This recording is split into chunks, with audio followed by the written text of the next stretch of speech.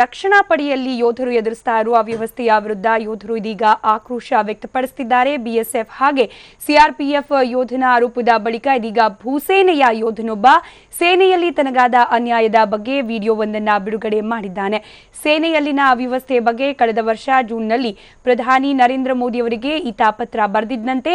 ಅಲ್ಲದೆ ಈ ಪತ್ರವನ್ನ ಸುಪ್ರೀಂ ಕೋರ್ಟ್, ರಾಷ್ಟ್ರಪತಿ ಹಾಗೆ ರಕ್ಷಣಾ ಸಚಿವರಿಗೂ ಕೂಡ ಕಳುಹಿಸಿದ್ದ. ಇದರಲ್ಲಿ ಯೋಧರು ಹಿರಿಯಾಧಿಕಾರಿಗಳ ಬೂಟ್ ಪಾಲಿಶ್ ಮಾಡಲು ಸೇನೆ ಸೇರಿಲ್ಲ ಅಂತ ಆರೋಪ ಮಾಡಿದ್ದ.